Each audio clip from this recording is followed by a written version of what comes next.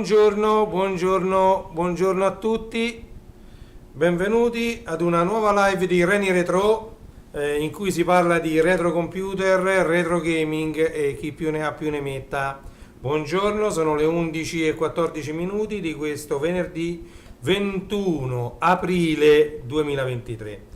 Oggi dobbiamo vedere il secondo volume della raccolta, ristampata dall'amico Giuseppe Di Lillo di www.edicola8bit.com, di cui già abbiamo visto il volume 1 in una mia precedente live. Trovate ovviamente i video salvati sul mio canale YouTube. Ok, quindi se volete vedere la prima parte con l'unboxing del pacco che mi è arrivato e il primo volume di quest'opera, andate a cercare nei miei video, nelle live, nelle dirette che ho fatto, e troverete archiviato questo video. Allora, è necessario fare una premessa prima di andare a sfogliare il secondo volume di quest'opera. Allora, quest'opera tratta principalmente di VIC-20 e di Sinclair ZX Spectrum 16K. Ok, allora facciamo un po' di storia. Il Commodore VIC-20 è stato il primo home computer piccolino a fare l'ingresso prepotentemente nelle case degli italiani. Nel mio caso era il 1982, chi mi segue lo sa, ricevetti il Commodore VIC-20 per la mia comunione. Il Commodore VIC-20 veniva venduto anche nei negozi di giocattoli, veniva considerato più che altro un giocattolo, anche perché nel momento della sua uscita aveva un ristretto sia parco giochi sia parco programmi. Appena uscito c'erano delle cartucce che potevano essere acquistate, io ricordo, al prezzo di 50.000 lire l'una, e quindi uno poteva avere dei giochini sul proprio Commodore VIC-20. Parallelamente anche lo Spectrum faceva il suo ingresso nelle case, ma il VIC-20 era un po' più diffuso rispetto allo Spectrum 16K.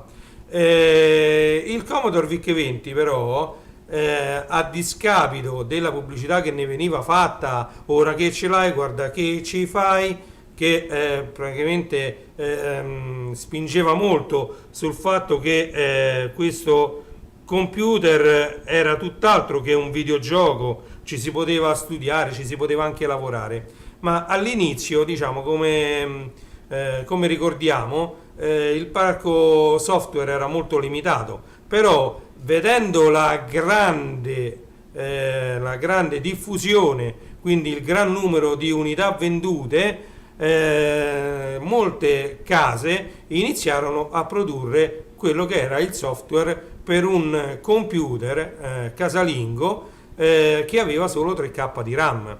Dal suo punto di forza, sia il Sinclair sia il Commodore VIC-20 potevano essere collegati ad un qualsiasi televisore. Noi sappiamo che all'epoca i televisori e quindi anche i monitor a tubo catodico avevano dei prezzi abbastanza elevati, e quindi non tutti potevano permettersi di acquistare un computer con tanto di monitor allegato, e quindi la forza sia del VIC-20 che dello Spectrum 16K era quella di poter essere connessi ad un qualsiasi televisore.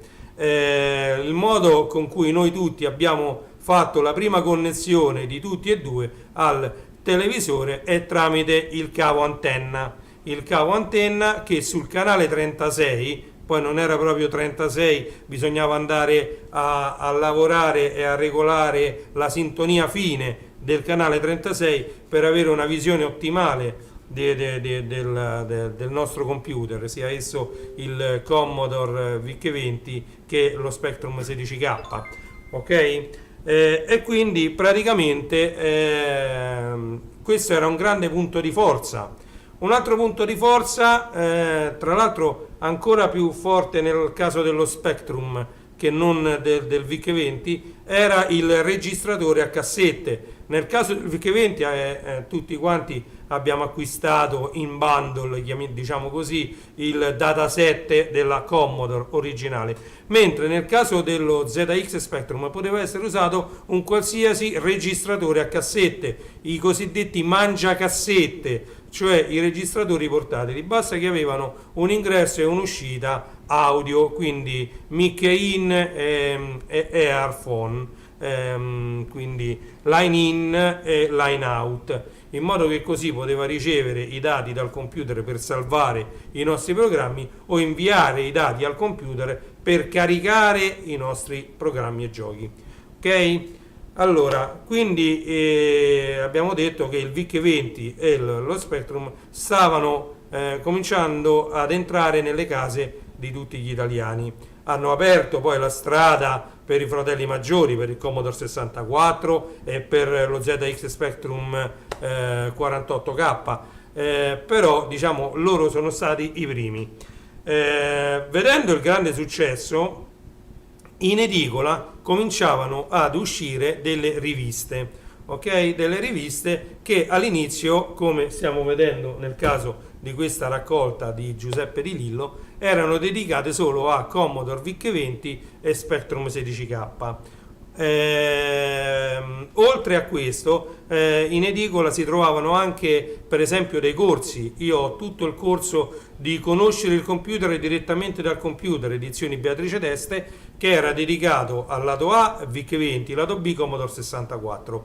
Quindi era un corso dedicato, era un corso di basic, diciamo basic avanzato, perché poi alla fine trattava anche la grafica, il suono, trattava anche come salvare file sequenziali e poi un minimo di assembly di linguaggio macchina per andare a fare dei piccoli sprite, delle piccole cose sul nostro computer, sul nostro Commodore VIC-20 in questo caso. Però parallelamente uscivano cose molto simili anche per lo Spectrum. Ricordiamo che lo Spectrum aveva un basic leggermente migliore di quello del Commodore VIC-20 e aveva però anche più RAM. Il Commodore VIC-20 infatti con i suoi soli 3K di RAM non riusciva a tenere testa al concorrente, e allora vennero introdotte delle espansioni da 3, 8 e 16K. Io avevo un'espansione, mi comprai un'espansione perché quei 3K in pochissimi mesi li riempì e mi stavano stretti, e quindi andai ad acquistare un'espansione particolare perché aveva degli switch per espandere il computer di 3, di 8 o di 16K, perché a seconda del gioco, se no si perdeva la compatibilità, diciamo, con alcuni giochi, con alcuni software, e quindi a seconda del software bisognava andare a caricare, bisognava aggiungere 3, 8 o 16K, perché poi venivano modificati leggermente anche i registri di memoria e quindi bisognava avere quella memoria disponibile. Io per fare i miei programmi sul VIC-20 usavo sempre il massimo disponibile, quindi i 16 più 3, quindi arrivavo a 19K. Ok, qui sembra impossibile parlare di così poca RAM quando i nostri computer adesso hanno 16 GB di RAM, 32 GB di RAM, cioè cominciano a essere veramente, la differenza è enorme tra questi di cui parliamo noi, intendo noi, quelli che hanno un po' la mia età e che hanno vissuto quegli anni che erano gli anni 80, primissimi anni 80, quindi passare da un Commodore VIC-20, diciamo che con l'espansione arrivavi a 19K, per passare a un 64 che ce n'aveva 38, pochissimo di più, proprio poco, oppure ricordando pure i floppy, perché poi questi computer vennero dotati di tantissime periferiche, come abbiamo nominato il dataset, ci furono i floppy drive, il 1541 o il 1581 che era da 3 pollici, le stampanti, di cui la più famosa, la più venduta fu la MPS 803 della Commodore, una piccolina compatta, 80 colonne, che però stampando avanti e indietro il carrello stampava bidirezionale, era molto veloce, e quindi ebbe un discreto successo. Era una stampante grafica che poteva stampare anche dei disegni, quindi era una bella stampantina la MPS 803, sempre ad aghi, sempre ad aghi. Poi vennero fatte le pistole ottiche, le penne ottiche, il Koala Pad Touch Tablet, che era una tavoletta grafica per fare dei disegni, che poi venne usata per fare tutte le intro pure di questi giochi in edicola. L'IntelliVoice mi viene da menzionare, che era per Commodore 64, per dare la voce al Commodore 64. Sound Buggy, che era una tastiera tutta di plastica che si appoggiava sulla tastiera per trasformare il Commodore 64 in una pianola, chiamiamo una pianola elettronica. Insomma, tante periferiche, poi ci furono anche, ovviamente io di stampante ho nominato la MPS 803, ma c'erano anche quelle a 120 colonne più grandi, c'erano dei plotter sempre della Commodore, guardate le periferiche, tante anche le cartucce, tra virgolette anche pirata. Ci ricorderemo le Final Cartridge. Io avevo la Final Cartridge 4, poi in seguito comprai la 1, la 2, ho fatto un minimo di collezione di queste Final Cartridge, le Action Replay che potevano anche rallentare i giochi, diciamo tante periferiche che si andavano ad unire a questo computerino, sia esso VIC-20 sia esso Commodore 64, ma lo stesso percorso lo fece anche Sinclair con delle micro drive che servivano per andare a salvare i programmi piuttosto che i dischetti. Diciamo che anche il Sinclair aveva la possibilità di alcuni joystick, anche se quelli mi sembra ricordare fossero analogici e non quindi quelli a micro switch, erano prettamente per Commodore 64 e VIC-20. Va bene, fatta questa premessa, possiamo andare a vedere. Io come faccio sempre, faccio vedere prima il volume 1 che abbiamo già sfogliato. Eccolo qui, vedete, si legge benissimo il sito www.edicolo8bit.com. Qui dentro sono racchiusi tutti i numeri di program e play games. Nel caso del volume 1 c'è solo program, ok? Come vedete ci sono qui raffigurati tutti i volumetti di program, ok?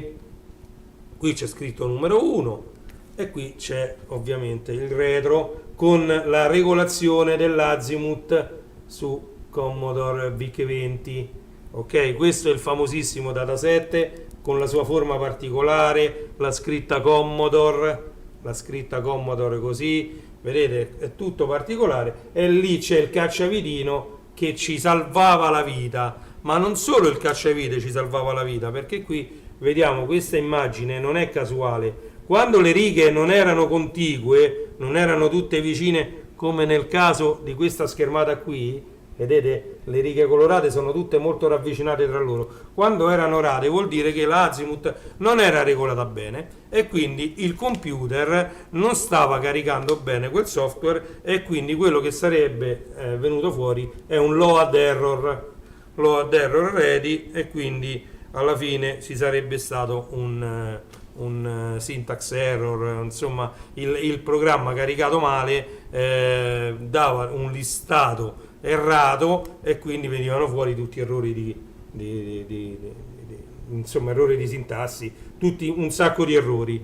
Quindi non dovevano venire così le righe così rade, ma dovevano essere tutte contigue, attaccate una all'altra, le righe di caricamento. Diciamo, questo modo di caricare i giochi ci è stato molto utile per poter andare a regolare con un cacciavitino l'azimuth, e infatti la maggior parte dei dataset che vedete in commercio c'ha il buco dove si va a regolare l'azimuth sempre più allargato, perché non tutti avevano il cacciavite proprio quello sottile fatto apposta per quel buchino. Allora molto spesso si allargava leggermente il buchino e col cacciavite a croce si andava a regolare l'azimuth. Vedete qui il cacciavite a croce e questi sono ricordi. Allora, noi abbiamo già sfogliato questo libro, questo volume 1, vedete, questo volume 1 avevamo visto, guardate i due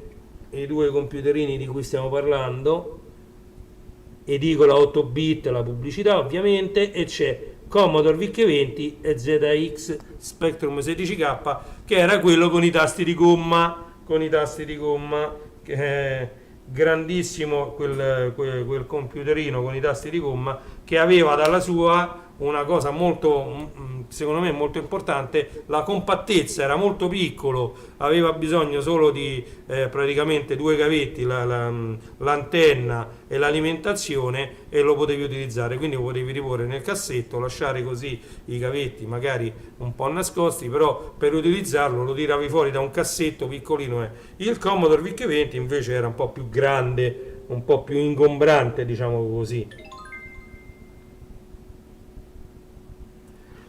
E quindi niente, questo era il volume 1 e adesso ci andiamo a sfogliare il volume 2. Allora, nel volume 2 ci sono gli ultimi due numeri di program e poi tutti i numeri di Play Games, prima che diventasse Special Play Games. Ok?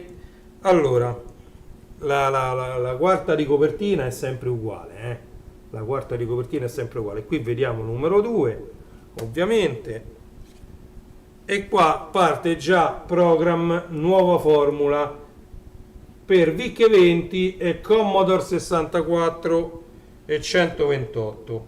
Quindi già qui il program aveva cambiato e non aveva più i giochi per il VIC-20 e il Sinclair ZX Spectrum 16K, ma aveva i giochi per il Commodore 64 o 128. Tra l'altro era già uscito anche il 128, ma costava uno sproposito. Quindi diciamo in questi anni stava entrando nelle case il successore del VIC-20, ovvero il Commodore 64. Guardate che bella questa immagine che è stata messa qui, che Giuseppe ha messo qui. Si va all'edicola e si compra poi Hit Parade con la 10.000 lire in mano.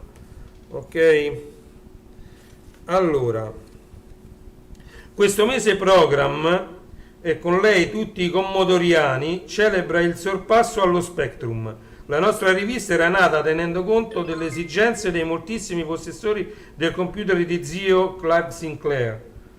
Ora però che la popolazione dei sinclairisti sembra essersi convertita in massa al Commodore 64 e alle sue sprites, anche Program si è adeguata a questo cambiamento e dedica il retro delle sue fantastiche cassette non più a tutti gli Spectrum, ma al Commodore 64. È un cambiamento che crediamo farà senz'altro piacere ai commodoriani. Chi invece è possessore di uno Spectrum a 48K potrà ancora seguirci sulle altre due riviste del gruppo dedicate anche a questo computer, Special Program e Special Play Game. Ovviamente Play Games, come abbiamo detto, era dedicato allo Spectrum 16K, mentre invece Special Program e Special Play Games, che abbiamo visto, cercate i video nel mio canale, abbiamo sfogliato tutte quelle riviste, erano dedicati appunto a Commodore 64 e Spectrum 48K. Allora, quindi vi ho letto il primo editoriale del sorpasso, ok? E quindi qui cominciano a esserci giochi al lato A per il Commodore VIC-20 e al lato B per il Commodore 64. In questo preciso caso, sul lato A per il VIC-20 c'era Saigon, Jets, Sirbis, Astral Patrol e Pedemania. Poi invece per il Commodore 64 c'era Mega Corsa, Big Rapids, Antica Grecia, Formula 1 e The Clapper. Vedete, poi qui ci sono ovviamente specificati tutti i giochi, come si giocavano. Allora, una cosa che non vi ho detto, una grande differenza tra il VIC-20 e il Commodore 64, intanto vi continuo a far vedere queste pagine, era che il VIC-20 usciva di serie con una sola porta joystick. Questo che cosa comportava? Comportava che si potesse giocare solo uno alla volta con questo computerino. Gli unici giochi che si poteva giocare in due erano quelli che sfruttavano i paddles. I paddles erano due manovelle le faceva anche la Commodore, ma si trovavano anche compatibili, che erano connessi alla stessa porta joystick. Un gioco su tutti che sfruttava i paddles e si poteva giocare contemporaneamente era Sea Wolf, un gioco c'erano due sottomarini che dovevano sparare alle navi che erano in superficie e si poteva giocare contemporaneamente in due, muovendo due sottomarini, vinceva chi faceva più punti. Poi ce ne furono altri, per esempio Pinball Spectacular, che si giocava a turno, ed altri. Era l'unico modo però per giocare in due con il Commodore VIC-20, mentre invece il Commodore 64 uscì di serie da subito con due porte joystick, e questo diede il via a tantissime sfide. Le prime sfide che ovviamente noi ricordiamo sono quelle con i giochi di calcio, ok? Quindi il primo International Soccer e poi tutti gli altri che sono usciti, grazie all'ingresso per due joystick separati e alla possibilità di giocare in due contemporaneamente, contribuì al grande successo del Commodore 64. Io intanto vi continuo a far vedere quando il computer parla, il sintetizzatore di voce. Vedete, questo era quello che io vi dicevo prima, IntelliVoice e queste cose qui per il Commodore 64. Tenete a mente che questa rivista è già si parla, perché adesso tutti con chat GPT, con tutte queste cose qui, parlano di voci che è, però calcolate che questo stiamo parlando, io sono sicuro che questa è la seconda metà, è l'84, quindi più o meno stiamo lì. Più o meno la seconda metà degli anni 80, via, perché non c'è scritto, non lo trovo scritto, però è la seconda metà degli anni 80. E quindi qua, quando il computer parla, i sintetizzatori di voce, se siamo partiti in tanti anni qualcosa questo è un gioco che ha fatto la storia del Commodore 64, Raid Over Moscow. Questo era bellissimo sto gioco, e infatti l'hanno recensito. E poi qui ci sono tutte le testate che si trovavano in edicola: Special Program, Special Play Games, Top Play Games, i Magnifici 7, vedete? E oltre a queste ce n'erano tante altre, ve l'ho fatte vedere. Seven Cities of Gold, 7 città d'oro.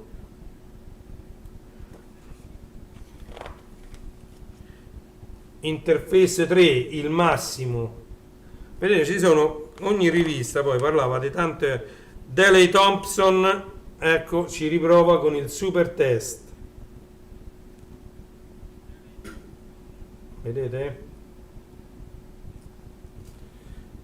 Quanto erano belle queste riviste. E ovviamente immancabile la rubrica vendo, compro, cerco, trovo. Andiamo a leggere un annuncio. Vendo VIC-20 più registratore C2N più 2 cartridge, alcune cassette e riviste, più libro come usare il tuo VIC-20 a lire 300.000. Ok, qui poi c'è scritto program, vedete? Program. E qui continua il vendo, compro, cerco, trovo, ci sono un sacco di annunci. Come vedete qui cominciano anche le copertine per le cassette da mettere all'interno della custodia che veniva fornita, e quindi qui ci si potevano scrivere anche i giri dei giochi dove iniziavano, in modo da andare a caricare direttamente il gioco. E poi si va sempre sul nuovo numero. Qui stiamo parlando del numero 21 e dovrebbe essere l'ultimo numero di Program. Questo mese Program si traveste da spia, infatti vedete, come James Bond, vedete? Questo mese Program si traveste da spia e ficca il naso anche dove non dovrebbe. Una volta messo da parte il nostro computer, proviamo a seguire i nostri redattori nei segreti più famosi giochi, addirittura nella stanza del tesoro della Beyond, una delle più rinomate software house inglesi. Con Program ben stretto in mano proviamo a trimpellare con il Music System per il 64. Favoloso, come potete facilmente vedere anche voi leggendo l'articolo a metà della rivista. Se invece preferite trucchi di gioco, eccovi serviti. Mettetevi nei panni di Popeye, braccio di ferro, un eroe indomito e un tantino spericolato. Quando avete saputo le ultime sulla Beyond, potrete deliziarvi le meningi con l'analizzatore delle personalità. Non vi basta? Allora, se volete altra musica, beccatevi un po' di Ripster, quello che è il simpatico Wizard usa per liberare la sua magia. Comunque è scritto nero su questa cassetta, è un po' complicato da leggere. Sembra che il contrasto sia buono, ma in concomitanza della parte scura della cassetta non si legge niente. Vabbè.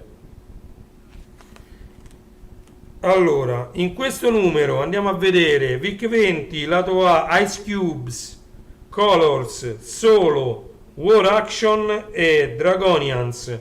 Sul lato B per Commodore 64 Jetline, Catcher, La Pulce, Ghost Trap e Gun. Guardate, questi sono i giochi che erano compresi in questo numero. Guardate, guardate.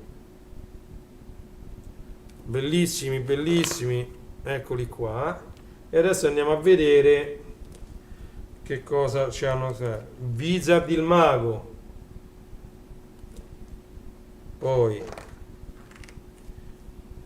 i super segreti della Beyond.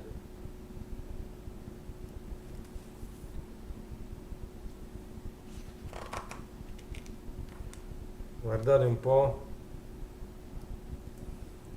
E questi poi sarebbero stati di lì a poco pubblicati su queste riviste.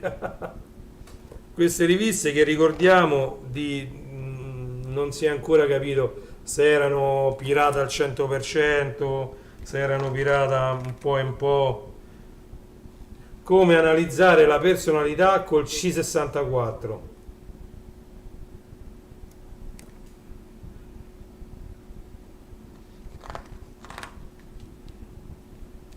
Gioco del mese, questo mi pare che era per Commodore 64, bellissimo perché la conversione era veramente uguale alla sala giochi del coso. Allora, l'anno scorso il gioco da bar che più ha appassionato è stato Popeye, creato dalla Nintendo con i personaggi della famosa strip.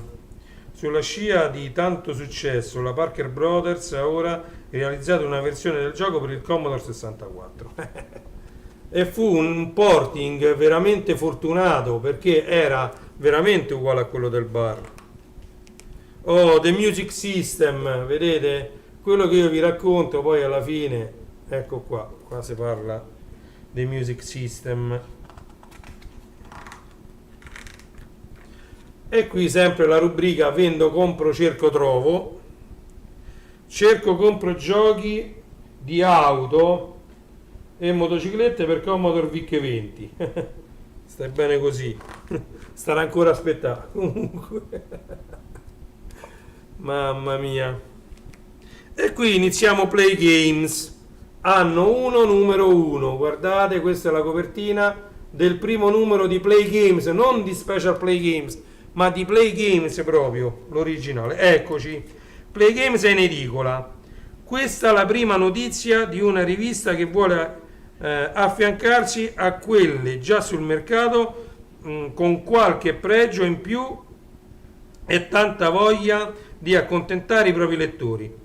Troppe volte le riviste, anche quelle di informatica, si dimenticano di essere fatte per rappresentare uno svago o un'occasione di apprendimento tecnico. Play Games non vuole mai mettere da parte questo basilare concetto, anzi invita i lettori a ricordarglielo non appena si svincolerà da questa strada che intende battere in ogni sua pagina. L'impalcatura della rivista è semplice ma completa. Da un lato la presentazione esauriente di quello che il lettore computermaniaco trova nella cassetta allegata, dall'altro notizie sulle case che producono i due computer cui Play Games è dedicato, più tanti utili e semplici listati da digitare nelle giornate di pioggia o di vacanza. Nei prossimi numeri intendiamo anche proporre qualche consiglio tecnico affidato a un esperto che risponderà alle vostre lettere. Buona lettura, ma soprattutto buon divertimento. Ciao Michele, benvenuto. Stiamo sfogliando insieme il volume 2 di Program e Play Games di Edicola 8-bit. È un tomo che non finisce mai, comunque piano piano. E adesso stiamo appunto parlando del numero 1 di Play Games. Il numero 1 di Play Games. Allora, andiamo a vedere, come sapete, lato A VIC-20, lato B Spectrum 16K. Ok? Andiamo a vedere i giochi che avevano messo lato A VIC-20: Quick Bang, Burp, Killer, Bomber, Tiro al piccione. Sul lato B per lo Spectrum c'era Parà, Black Widow, Mangiafuoco, Demoni, Chevaliers. Boh, vabbè, tutti i nomi. Vedete, poi qui adesso avevano dedicato una pagina per ogni gioco. Guardate, più grande, anche la preview più grande, che gioco è, guardate.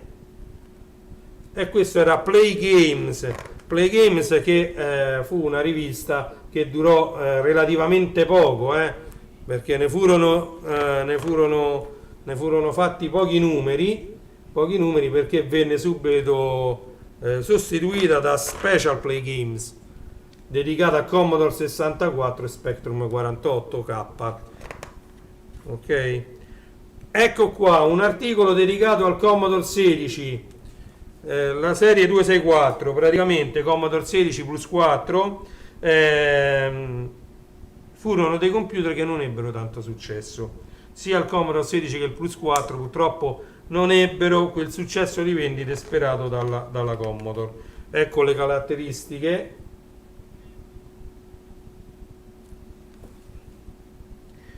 Ovviamente tutti mi direte che queste informazioni le trovi ovunque su internet. Sì, ma queste sono le riviste genuine, uscite all'epoca, uscite nella seconda metà degli anni 80. Quindi avere per quelli come me nostalgici, avere in mano queste riviste ristampate, ma poi non solo, avere tutti i numeri, perché io sì, come già ho detto nelle altre live, come ho già detto sfogliando anche Special Program, sfogliando Special Play Games, io non ce le avevo tutte queste riviste, sì ne compravo, ma i soldi poi che servivano per comprarle tutte non bastavano mai, e quindi uno una volta comprava Play Games, una volta comprava Special Program, una volta comprava i Magnifici 7, poi a voglia scambiateli con i compagni di classe, con gli amici, i vicini di casa, eccetera. Però poi averle tutte quante insieme, nessuno, perché poi venivano buttate queste riviste, non è che uno poi se le teneva vita natural durante, anzi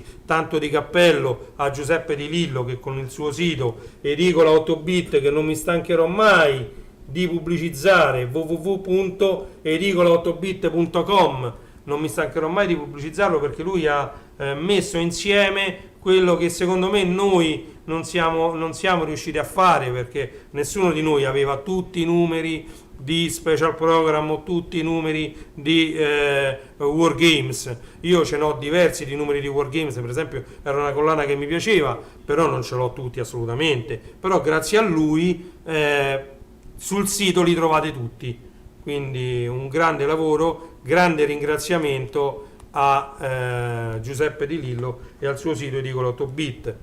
Il mondo di Zio Clive, qua ovviamente ci rifacciamo allo Spectrum, ok? Spectrum 16K, qui vedete uno Spectrum con il lettore di quelli che erano delle cartucce, dei drive particolari, che ovviamente il lettore era compatibile solo con lo Spectrum, che voleva un po' prendere il posto sullo Spectrum dei floppy disk del 1541. Grazie Michele che ti sei registrato, ti sei iscritto al mio canale, grazie mille. Allora, e quindi entro fine anno il QL in Italia, io ce l'ho il Sinclair QL, ce l'ho avuto, un'ottima macchina devo dire, anche se poi per tanti motivi io sono rimasto fedele al Commodore 64. Qualcosa in più con lo Spectrum, qui vedete, qui si parla tanto di Spectrum, lo Spectrum per lo sport e la progettazione. Poi c'è un listato che si chiama Sentiero, e questo è il listato, lo faccio vedere bene su quest'altra pagina, vedete il listato in basic da scrivere a manetta, c'è anche la traversata sempre con il listato da scrivere, stando attenti a non commettere errori. Tra l'altro qui è scritto pure più grosso perché la definizione del Commodore VIC-20 era notevolmente inferiore alla definizione dello ZX Spectrum 16K, e quindi qui ti è next, for, to, print, vede, input, e ci sono tutti i comandi basic che quelli della mia generazione senz'altro conosceranno molto bene. Allora un attimo che devo fare una cosa sul telefonino. Ok, perfetto. Questo è la bottega del chip, vendo, compro, cerco, trovo. La bottega del chip, vendo, compro, cerco, trovo, che io la chiamo sempre la bottega vendo, compro, cerco, trovo. Poi il decalogo del programmatore di Play Games, lo vogliamo leggere quasi? Ma sì, dai. Allora, manda sempre una cassetta su cui gira il gioco di cui ha inviato il listato. Si ricorda di fare un listato chiaro, senza ricacci o sbavature, possibilmente servendosi di una buona stampante. Quando mandi più programmi, fai listati e cassette differenti. Specifica subito per quale computer hai lavorato. Inserisci in un angolo del listato e sulla cassetta il tuo nome. Invia un foglio a parte, nome, cognome, indirizzo, numero telefonico, codice fiscale e data di spedizione per aiutarci a pagarti in fretta la collaborazione. Aggiungere sempre qualche descrizione di quanto hai mandato. Evita programmi troppo lunghi da digitare. Specifica la configurazione richiesta dal gioco o dal programma, indicando quanta memoria necessita, di quali periferiche e la particolarità. Invia soltanto materiale originale, cioè fatto da te. Quindi questi già ci stavano. Vedete, guardate quanto sono belle queste pagine anche pubblicitarie, ma io voglio soffermarmi un po' sulla qualità della stampa. Cioè il lavoro di Giuseppe Di Lillo, di Giuseppe di Edicola 8 bit, è stato quello di ripulire e di migliorare la qualità di queste pagine che io vi ho fatto vedere. Adesso non ce l'ho qui, gli originali, se uno li va a ristampare non vengono assolutamente così. Se uno va a fare una fotocopia a colori di un fascicolo originale, dall'originale, non viene così. Queste pagine sono state ritoccate una ad una, e sono 600 pagine per ogni volume, 600 pagine per ogni volume circa, sì. Sono state ritoccate una a una da Giuseppe per rendere il più leggibile, e poi vedete il colore è tutto uniforme, mentre invece per le riviste arrivate fino da noi il colore ovviamente si è un po' sbiadito da qualche parte, anche la stampa stessa dell'epoca non era così perfetta. Cioè, voi adesso la mia webcam non lo rende, ma questo arancione è perfetto, cioè la scritta è sfumata perfettamente, cioè sono tutti accorgimenti che Giuseppe ha messo nel fare questi libri, ok, di nuovo insieme. E questo è l'editoriale. Ecco un altro sommario, diciamo, sulla cassetta, con ovviamente tutte le schermate, vedete, sia lato A VIC-20, lato B Spectrum, e poi una pagina dedicata ad ogni singolo gioco. Mentre nell'altro caso avevamo visto che su ogni pagina c'era il gioco per 64 e un gioco per Sinclair. Qua invece sono proprio due pagine distinte, dedicate una al gioco 64 e una al gioco per Spectrum. Vedete? Nel caso che c'era la possibilità di utilizzare il joystick, c'era disegnato la mano con il joystick in mano, diciamo, una rappresentazione, diciamo che questa è una fotografia resa come se fosse un disegno. Vedete questa del joystick? Guarda, tutti accorgimenti grafici che al giorno d'oggi ci sembrano facilissimi, ti fai col cellulare una foto alla mano col joystick in mano, applichi un filtro, hai finito e hai fatto lo stesso. All'epoca non era così semplice fare queste cose. Quello che mi sforzo di dire, qui stiamo parlando che c'erano computer la cui grafica era questa che vedete in queste immagini, cioè non era così facile fare queste cose, eppure le facevamo lo stesso. Era complicatissimo, vedete, questo si gioca sullo Spectrum, si gioca solo coi tasti, non c'è disegnato il joystick.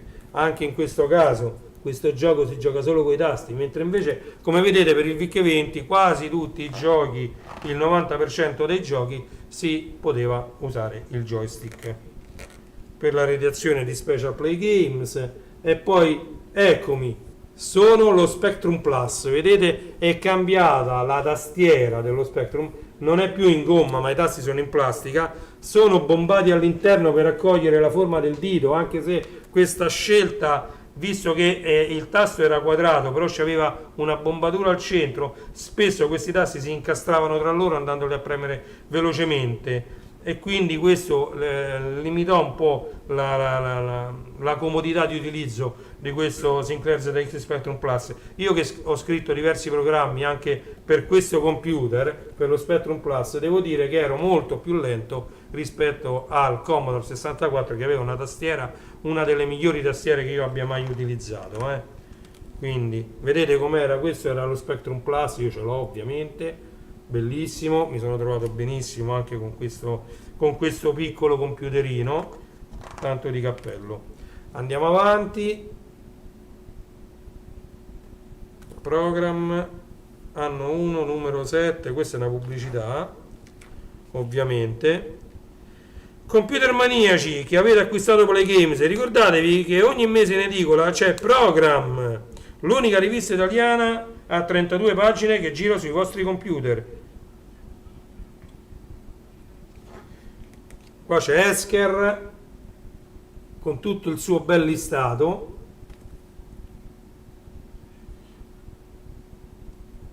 Basata su Commodore, ora con il vostro Commodore, quindi questo è un listato per il Commodore 64 Esker. Guardate tutti i vari data, tutti i vari logo con tutto il listato. Eccovi una semplice e facile routine per far apparire sul video titoli, slogan e simboli sullo Spectrum a 16K, figurate. E poi c'è la bottega del chip, che io lo chiamo sempre la rubrica vendo, compro, cerco, trovo. Vendo programmi per VIC-20 in espanso all'Ire 2000, programmi in linguaggio macchina all'Ire 1500, programmi parzialmente in ZM, che significa? L'Ire 1000, programmi in BASIC. Antonello. Vendo Commodore VIC-20 più parte prima del BASIC con 2 cassette più 70 programmi, tutti sul nastro magnetico eccetto uno su cartuccia, più una rivista, tutto all'Ire 300.000. Ma sì, dai, vendiamocelo questo VIC-20. Che cosa ci dobbiamo fare più con questo VIC-20? Andiamo avanti. Il decalogo del programmatore già l'abbiamo letto prima, e poi qua c'è una lettera ai lettori. Andiamo avanti. Altro numero di Play Games. Ovviamente, come nell'altro volume, non li sfoglieremo tutti perché ci vorrebbe troppo tempo. Vedete, benvenuto MSX. Qui cominciavano ad entrare nelle nostre case dei computer diversi, non di marca Commodore, non di marca Sinclair, ed è il caso dell'MSX. Sul mercato degli home computer è giunta, nemmeno troppo annunciata, la notizia dell'arrivo dell'MSX, lo standard costruttivo che un nutrito gruppo di aziende europee e giapponesi hanno scelto per rendere compatibile il proprio software e per fare contenti sempre più utenti, in ansiosa attesa che quel tipo di videogioco o utility venga trasformato anche per il proprio computer. Ora con l'MSX questo problema è stato risolto e gli utenti possono finalmente giocare con un gran numero di programmi che la software house stanno preparando in questo periodo. Vabbè. In questo numero Play Games abbiamo voluto presentare il Sony Hitbit, uno dei modelli di maggiore successo, almeno nelle previsioni degli esperti. È infatti nostra intenzione dedicare sempre maggiore spazio ai computer diversi dai nostri due signori e padroni Sinclair e Commodore, in quanto ci siamo accorti dell'enorme interesse dei lettori per quelle che sono le più interessanti novità del mercato. Vabbè, qua ci sono altri titoli. Mi sa che mi devo comprare un bel paio d'occhiali, ragazzi. Sì. Alien Wars. Per i 50 anni, vai. Per i 50 anni me li regalerò. Quest'anno ne faccio 49. Classe 74, ragazzi. Classe 74.it. Vedete? Classe 74.it regna. Oh, la stampante MCS 801. Quando vi dicevo che erano uscite tante stampanti, ecco, la MCS 801 è una di queste. Quindi matrice a punti d'impatto, 38 caratteri per secondo.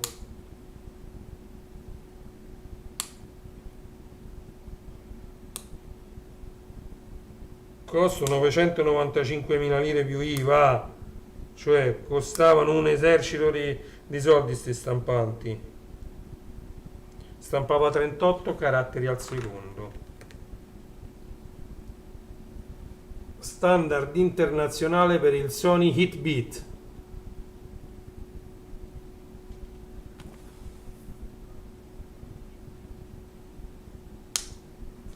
E qui si stavano gettando le basi per il floppy disk da 3 pollici e un quarto, per quello da 5 e un quarto. Guardate.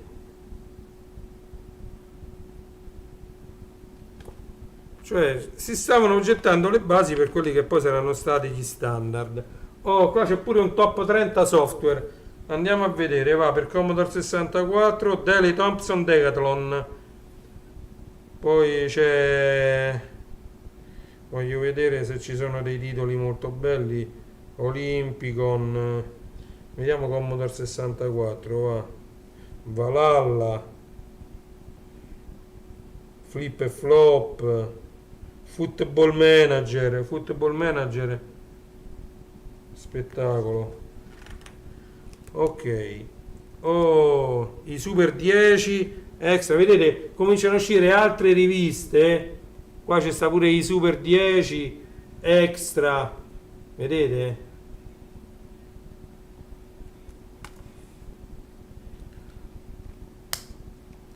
Addirittura extra era 10 giochi per il vostro Spectrum 48K, era un supplemento di Play Games, mentre i Super 10 supplemento a Special Play Games 10 giochi per Commodore 64.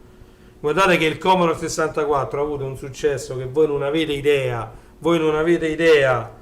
questa è sempre la bottega Vendo Compro Cerco Trovo, che loro chiamavano la bottega del chip. Ok? Giochiamo col computer, un libro di giochi per ogni computer, a sole lire 9.500. Vedete, questa è tutta roba che si trovava in edicola, anche questa qui, queste riviste qui, erano tutte riviste che si trovavano in edicola e ne cominciavano a uscire talmente tanti, talmente poi con i supplementi, tra un mese in edicola il numero 4 di Play Games, eccolo qua, questo è il numero 4 di Play Games. VIC 20 e su ogni Spectrum. Il bello che ci hanno scritto su ogni Spectrum perché lo Spectrum 48K aveva una compatibilità al 99% con lo Spectrum 16K e quindi potevano tranquillamente scrivere 10 giochi che girano sul vostro VIC 20 e su ogni Spectrum. Quindi non è che chi aveva lo Spectrum 48K non poteva comprare Play Games, li poteva comprare tranquillamente questa rivista. Questi sono i giochi che c'erano sulla cassetta. Sorvoliamo un po' sui giochi, ma Valdo, figurate che gioco è, Oh, quasi cominciamo a vedere il muro, altro non era che Arkanoid su Spectrum. Mamma mia, Ginevra, Ladder, Condor, Tarlac, vabbè andiamo avanti, voglio vedere chi è il più bravo e chi è il più amato. Tecnologia C64, Corredo Software C64, Estetica e Design C64. Porca la miseria, vinceva tutto. Praticità d'uso C64, documentazione tecnica manuale C64, distribuzione C64, pubblicità C64, simpatia C64. E la miseria, oh. La sfonnati. Mannaggia la miseria, quando mi vede qua?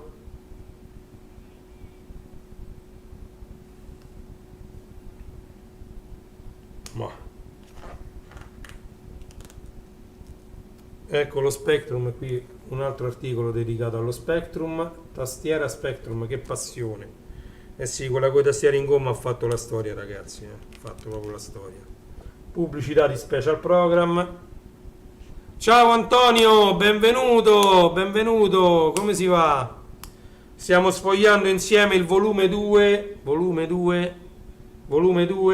di Program e Play Games, l'opera di Giuseppe Di Lillo di Edicola 8-bit. A Milano la scuola di videogiochi, qui già si cominciavano a intravedere le prime scuole per produrre videogiochi. Videogiochi mania. Ovviamente all'epoca sì, era già un mestiere quello di creare videogiochi. Tutto molto bene, Antonio, tutto molto bene. Vendo, compro, cerco, trovo. Seconda metà degli anni 80, la lettera ai lettori, il decalogo del programmatore di Play Games. E qui ovviamente finisce Play Games e inizia un altro numero. Ok? Andiamo a vedere. Pure servizi arretrati. Se non hai tutti i numeri scrivici, te li manderemo. Troppo forte il servizio arretrati fatto così. Vabbè, qui ancora novità. Andiamo a vedere al di là dei giochi.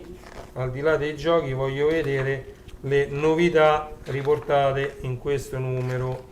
Tra l'altro ecco top 30 con pure il podio. Sul podio in alto c'era sempre Delhi Thompson Decathlon della Ocean.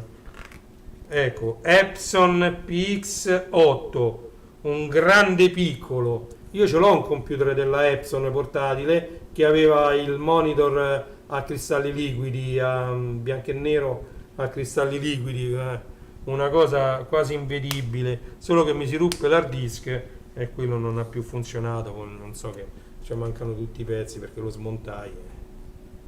Ce l'ho ancora, ma chissà dove sta. Ed era un primissimo Epson con sistema operativo MS-DOS. Queste pubblicità di Special Program, andiamo avanti. Vedete? Pubblicità che da Play Games bisognava passare a Special Play Games se si voleva fare il salto e avere i giochi per il Commodore 64. Ciao Renato, ciao Antonio. Sì, Renato. Lui ha detto ciao Renato, io gli rispondo ciao Antonio. Ci vediamo a dopo, se mi trovi qui, se no puoi finire di vedere la live, io la lascio sul mio canale YouTube, lo sapete, no? Vendo, compro, cerco, trovo, la bottega del chip. Ok? Grazie di essere passato comunque. Vabbè, il decalogo del programmatore, e qui finisce. Allora, andiamo un po', andiamo avanti, arrivano i nostri, cassetta, vediamo, questi sono tutti i giochi. Saltiamo, top 30. Deadly Dynamite, listati, programmi, i Magnifici 5 è in edicola, pubblicità dei Magnifici 5, mensile 1, numero 1, anno 1. I primi numeri di tutte queste riviste, trovate tutto. Guardate qua, ci manca un pezzo di questa pagina, guardate, non so se è stata stampata male o ci mancava proprio nella scansione. Poi glielo dirò a Giuseppe, pagina 842 è venuta stampata male, vabbè. non che ci interessi granché, perché non è che mi metto a fare i numeri di telefono a chiamare la gente che nell'85 stava qua sopra.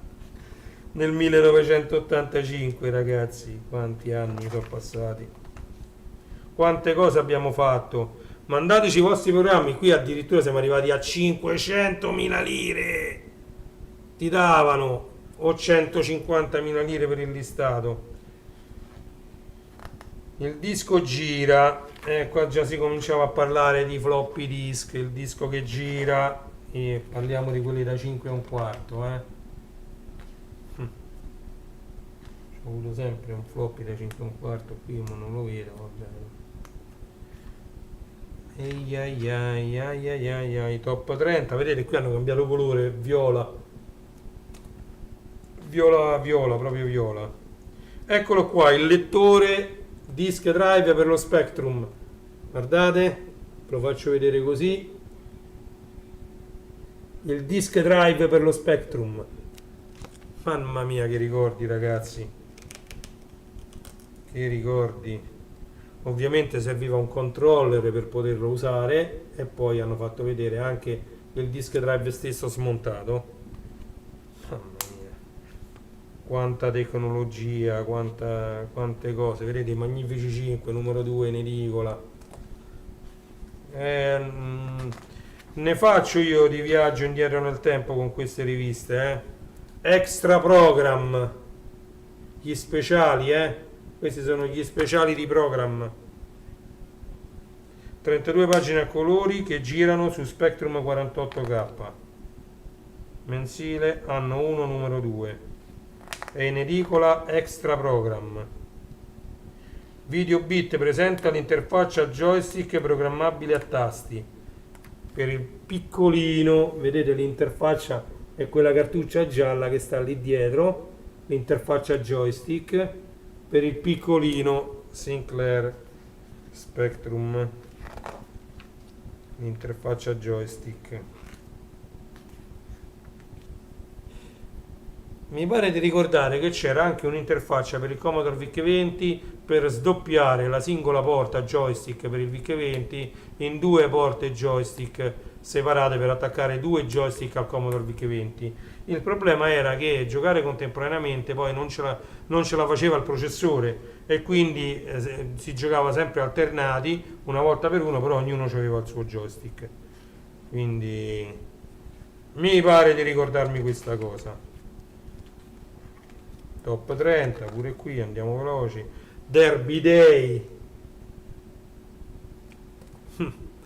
Ma veramente, e qua c'è un'altra pubblicità dei Magnifici 5, di Music, c'è tutto il listato. Ancora iscritti al club program, tutti si iscrivevano al club program per VIC-20, per 64, Spectrum.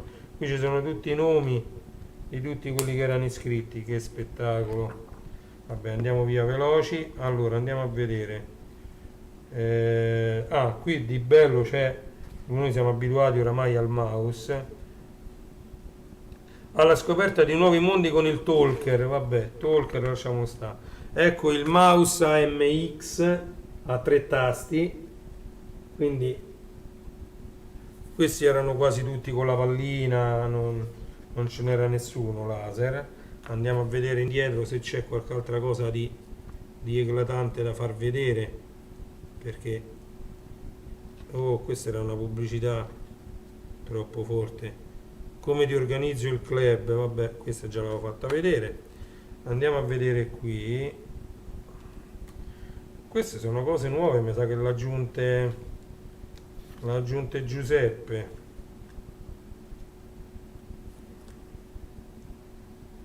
Mamma mia. Eh sì, questo è il Commodore 65. Questo è il Commodore 65, oh. Sì. Nel 1991 vennero creati una cinquantina di prodotti con un nuovo modello, identico col nome in codice C64DX. Nonostante il nome e i cambiamenti, questa volta non si limitavano all'estetica, ma anche il software e l'hardware erano significativamente diversi. tanto che in prototipi successivi presentano il C65. La nuova macchina era dotata di un floppy driver 1581 integrato, un nuovo modello di processore CSG 4510 con una maggiore frequenza di clock a 3,54 MHz, un nuovo chip video, il VIC3, due chip audio invece di uno e di uno nuovo modello, memoria raddoppiata a 128 KB, tastiera ridisegnata, una versione aggiornata del BASIC alla 10.0 e nuove modalità grafiche. Poiché questo modello non venne però mai commercializzato e i pochi realizzati furono venduti durante le aste di liquidazione dell'azienda, è ritenuto non molto raro. Questo 50.000 euro il C65 arriva, più che molto raro, è rarissimo, anche perché c'è il mio amico Pastore che ce n'ha uno funzionante. Cercate sul mio canale YouTube e c'è la demo di un C65 funzionante, c'è il video, quindi andatelo a cercare nel mio canale. Eh sì, queste sono tutte pagine che sono state aggiunte, vedete il 64 secondo modello, il VIC20 con tutti i dati, qui tutte le schermate, ovviamente Giuseppe lo fa sempre, mette tutte le schermate di gioco, tutte quante insieme riassunte alla fine del suo libro, vedete, Play Games numero 8, numero 9, tutte le schermate. Mi fa piacere questa cosa perché non è male. Night 16K, guardate tutte le schermate, ci sono anche le scansioni delle cassette addirittura. E vabbè, che vi posso dire, questo è un tuffo veramente nel passato. Programma, vedete le cassette scansionate o fotografate, vabbè, per il VIC20 erano gialle. Va bene, praticamente questo è il volume 2 di Program e Play Games, contiene gli ultimi due numeri di Program e tutti i numeri di Play Games, ok? Quindi niente. Allora, siamo arrivati anche oggi addirittura d'arrivo, abbiamo sfogliato insieme il numero 2, il volume 2 di quest'opera gigantesca fatta da Giuseppe Di Lillo, che ha migliorato, che ha editato una ad una quasi altre 1200 pagine circa per regalarci diciamo dei ricordi di quando eravamo piccoli e compravamo queste riviste in edicola. Adesso le abbiamo tutte quante riassunte in due volumi, e quindi lo ringrazio. Che bisogna fare? Grazie mille per aver fatto questo enorme lavoro. Allora, in chiusura vi invito ad iscrivervi al mio canale YouTube, qualora vi piaccia quello che io faccio, quello che io dico, tutto, diciamo, le mie passioni, che sono queste che vedete: retro computing, la musica, fumetti e cartoni animati. E quindi in queste tre passioni c'è il mio canale YouTube. Andate a visitare i miei siti internet, che sono classe74.it, sono starwarsstory.it, sta passando adesso di qua legolando.it, eccolo, legolando.it, dedicato al mondo dei Lego. Anche io sono un appassionato di Lego. A breve dobbiamo sempre costruire Grogu, però quello ci vuole un sacco di tempo. Devo trovare un giorno che posso andare avanti nella costruzione, diciamo, senza essere interrotto. È complicato, però non disperiamo. Allora, nel futuro cosa c'è? Allora, continueremo sempre a fare le recensioni delle riviste, di tutto quello che io acquisto. Quindi, che ne so, dovranno uscire altri numeri, che ne so, di gaming. Il prossimo numero uscirà a giugno di questo Gaming Hardware. Usciranno altri numeri della rivista dedicata ai cartoni animati, Anime Cult. Uscirà il nuovo Zap, di cui già hanno fatto intravedere la copertina.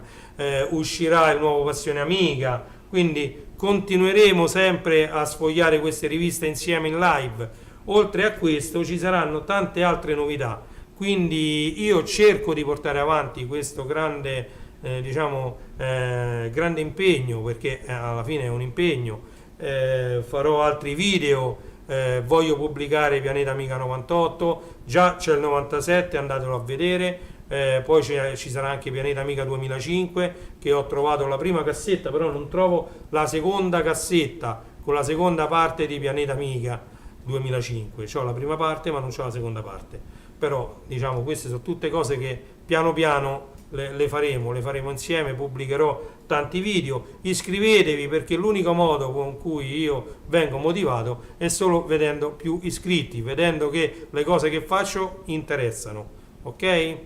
Grazie mille di essere stati con me. Sono le ore 12:19 di questo venerdì 21 aprile 2023.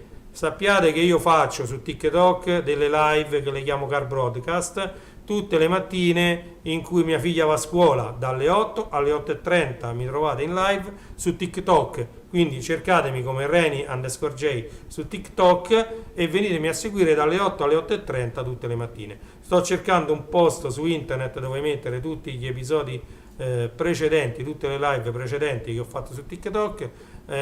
Come lo troverò metterò i link senz'altro. Ok? Allora vi saluto, ringrazio nuovamente Giuseppe Di Lillo, andate a visitare www.edicola8bit.com e vi do appuntamento, attivate la campanella perché vi do appuntamento alla prossima live, che anche io non so quando sarà. Ok? Grazie mille a tutti di essere stati con me, buon pomeriggio, buona continuazione di giornata. Allora questo è quanto. È che io faccio tutto da solo, pure la sigla finale me la vado a fare da solo. Ok? Grazie mille di nuovo, buon pranzo, buon pomeriggio a tutti.